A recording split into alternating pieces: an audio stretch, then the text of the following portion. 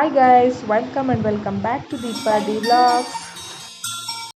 ಈ ವಿಡಿಯೋ ಇಷ್ಟ ಆದರೆ ಈ ಚಾನಲ್ನ ಸಬ್ಸ್ಕ್ರೈಬ್ ಮಾಡ್ಕೊಳ್ಳಿ, ಲೈಕ್ ಮಾಡಿ ಮತ್ತು ಶೇರ್ ಮಾಡಿ. ಹೋಳಿಗೆ ಸಾರು ಅಥವಾ ಒಬ್ಬಟ್ಟು ಸಾರು ಮಾಡೋದು ಹೇಗೆ ಅಂತ ನೋಡೋಣ ಬನ್ನಿ.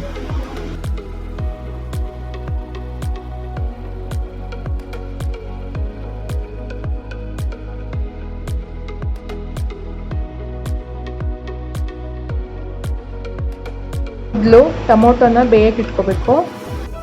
ಹೋಳಿಗೆ ಸಾರು ಮಾಡೋಕ್ಕೆ ಏನೇನು ಬೇಕು ಅಂತ ನೋಡೋಣ ಬನ್ನಿ.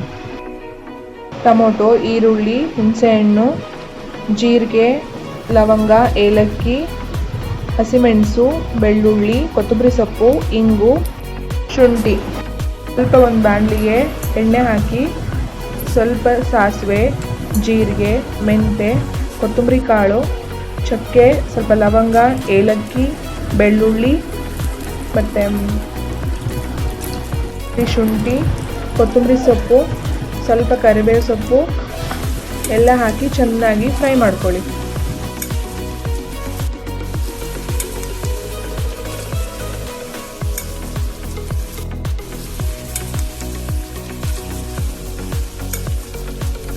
ಮಿಕ್ಸಿ ಜಾರ್ಗೆ ಹಾಕಿ 1 ಕಪ್ಪಷ್ಟು ತೆಂಗಿನಕಾಯಿನ ಹಾಕಿ 2 ಸ್ಪೂನ್ ಖಾರದ ಪುಡಿ ಹಾಕಿ ಮಿಕ್ಸಿ ಮಾಡ್ಕೊಳ್ಳಿ.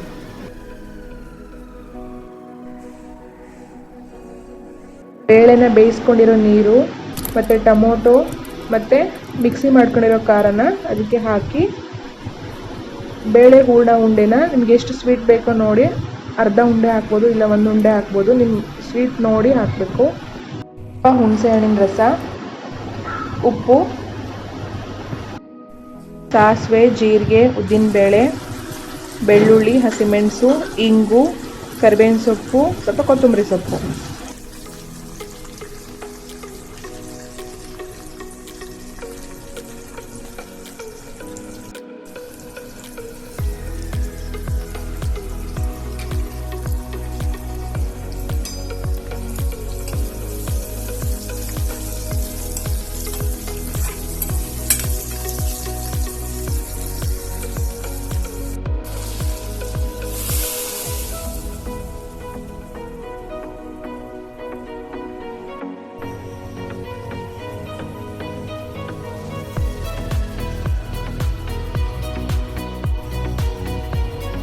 ಬಿಸಿಯಾದ ರುಚಿಯಾದ ಹೋಳಿಗೆ ಸಾರು ರೆಡಿ.